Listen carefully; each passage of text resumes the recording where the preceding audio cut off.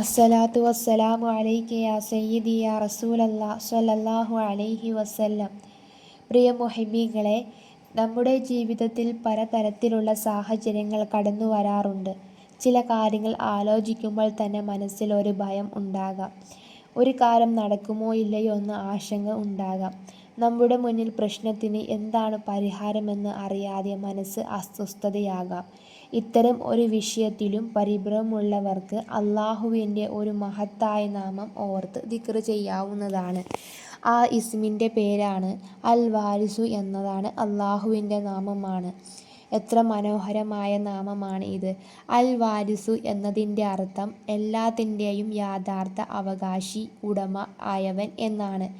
ഈ ലോകത്ത് നമ്മൾ പല കാര്യങ്ങളും നമ്മുടേതാണെന്ന് കരുതുന്നു. നമ്മുടെ വീട്, നമ്മുടെ സമ്പത്ത്, നമ്മുടെ ജോലി, നമ്മുടെ കുടുംബം, നമ്മുടെ ആരോഗ്യവും കഴിവുകളും. പക്ഷേ ഇതെല്ലാം യഥാർത്ഥത്തിൽ അള്ളാഹു നമുക്ക് നൽകിയ അനുഗ്രഹങ്ങളാണ്. ഒരു ദിവസം നമ്മൾ ഈ ലോകത്തോട് വിട പറയും. നമ്മൾ സമ്പാദിച്ചതെല്ലാം ഇവിടെ തന്നെ അവശേഷിക്കും. എന്നാൽ അള്ളാഹു എന്നെന്നും നിലനിൽക്കുന്നവനാണ്. അതുകൊണ്ടാണ് അൽ വാരിസു എന്ന നാമം നമ്മെ ഓർമ്മിക്കുന്നത്. യഥാർത്ഥ ഉടമ അള്ളാഹുവാണ്. പ്രിയപ്പെട്ടവരെ, നിങ്ങളുടെ മനസ്സിൽ ഇപ്പോൾ എന്തെങ്കിലും ഒരു വിഷമത്തെക്കുറിച്ച് വലിയ പരിഭ്രമമുണ്ടാകാം. ഒരു കാര്യം എങ്ങനെ ശരിയാകുമെന്ന് അറിയാതെ വിഷമിക്കുന്നുണ്ടാകാം. നാളെ എന്ത് സംഭവിക്കുമെന്ന് ആശങ്കയുണ്ടാകാം. എന്തെങ്കിലും ഒരു കാര്യത്തിൻ്റെ ഫലത്തെക്കുറിച്ച് മനസ്സ് അസ്വസ്ഥതയാകാം. എങ്കിൽ അള്ളാഹുവിനെ ഓർക്കുക, അവന് നാമങ്ങൾ ഓർക്കുക, അവനോട് ദുആ ചെയ്യുക, അവനിൽ ഭാരമേൽപ്പിക്കുക. പ്രിയ മുഹബ്ബീങ്ങളെ, അൽ വാരിസു എന്ന ഇസ്മിൻ്റെ മഹത്വം ഇങ്ങനെയാണ്. അൽ വാരിസു എന്ന ഇസ്മ് വല്ല വിഷയത്തിലും പരിഭ്രമമുള്ളവർക്ക് ഇശാ മഗ്‌രിബിൻ്റെ ഇടയിൽ 1000 തവണ ചൊല്ലിയാൽ ആ പരിഭ്രമം നീങ്ങുന്നതാണ് എന്നാണ്. നമ്മൾ എന്ത് ചെയ്യുന്നത്? അള്ളാഹുവിൻ്റെ നാമം ഓർക്കണം, അവനിൽ പ്രതീക്ഷ വയ്ക്കണം, അവനിൽ സഹായം തേടാനുമാണ്. അതോടൊപ്പം നിസ്കാരം കൃത്യമായി നിർവഹിക്കുകയും ദുആ ചെയ്യുകയും ഇസ്തിഗ്ഫാർ ചൊല്ലുക, ഖുർആൻ പാരായണം ചെയ്യുക, ഹലാലായ വഴിയിലൂടെ നമ്മളുടെ പ്രശ്നങ്ങൾക്ക് പരിഹാരം തേടുകയും ചെയ്യണം.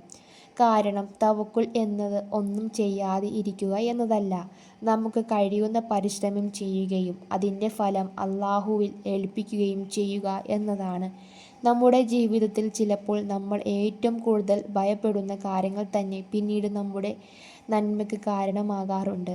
അന്ന് നമ്മൾ ചോദിച്ചേക്കാം, എന്തുകൊണ്ടാണ് അള്ളാഹുവേ എന്നെ ഈ പരീക്ഷണത്തിലൂടെ കടത്തിവിട്ടത്? പക്ഷേ കുറച്ചു കാലം കഴിഞ്ഞാൽ തിരിഞ്ഞു നോക്കുമ്പോൾ മനസ്സിലാകും, അള്ളാഹു തീരുമാനം തന്നെയാണ് ഏറ്റവും നല്ലത് എന്ന്. അതുകൊണ്ടാണ് എപ്പോഴും നിങ്ങൾ ഒരു പ്രയാസത്തിലാണെങ്കിൽ പ്രതീക്ഷ കൈവിടരുത്. നിങ്ങൾ റബ്ബിനെ മറക്കരുത്. നിങ്ങളുടെ കണ്ണുനീർ അള്ളാഹു കാണുന്നുണ്ട്. നിങ്ങളുടെ ഹൃദയത്തെ വേദന അള്ളാഹു അറിയാം. നിങ്ങൾ ആരോടും പറയാതെ വിഷമങ്ങൾ പോലും അള്ളാഹുവിനറിയാം. അതിനാൽ ഹൃദയത്തോട് പറയുക, യാ അല്ലാഹ്, നീയാണ് എൻ്റെ രക്ഷിതാവ്. എൻ്റെ എല്ലാ കാര്യങ്ങളും നിനക്കറിയാം. എൻ്റെ വിഷമങ്ങൾ നിനക്കറിയാം. നീ നീക്കണമേ. എനിക്ക് നന്മയുള്ള നൽകണമേ.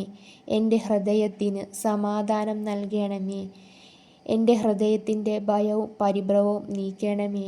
എൻ്റെ വിഷമങ്ങൾ നീ പരിഹാരം നൽകണമേ. എൻ്റെ മനസ്സിന് സമാധാനം നൽകണമേ എന്ന്. നമ്മുടെ പ്രശ്നങ്ങൾ എത്ര വലുതായാലും അള്ളാഹു അതിനേക്കാൾ വലിയ ശക്തിയുണ്ട്.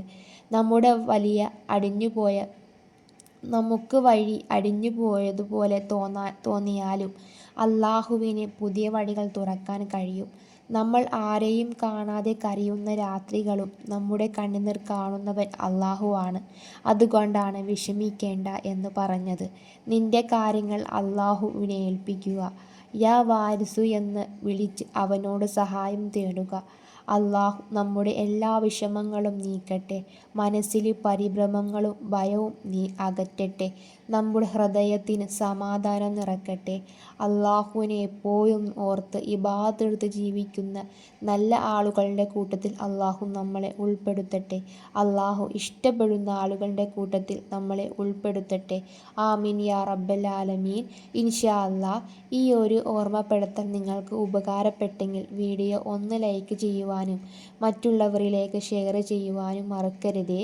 അതോടൊപ്പം തന്നെ ഇസ്ലാമിക് പരമായിട്ടുള്ള വീഡിയോ ലഭിക്കാൻ ആഗ്രഹമുണ്ടെങ്കിൽ എൻ്റെ ചാനൽ ഒന്ന് സബ്സ്ക്രൈബ് ചെയ്ത് ബെല്ലൈക്കൽ കാണുന്ന ഓൾ എന്ന ഓപ്ഷനിൽ ക്ലിക്ക് ചെയ്താൽ ഞാനിടുന്ന ഓരോ വീഡിയോയും നിങ്ങൾക്ക് ലഭിക്കുന്നതായിരിക്കും. ഇൻഷാ അല്ലാഹ് ഇനി അടുത്ത വീഡിയോയിൽ കാണാം. ദുആ വസിയത്തോടെ.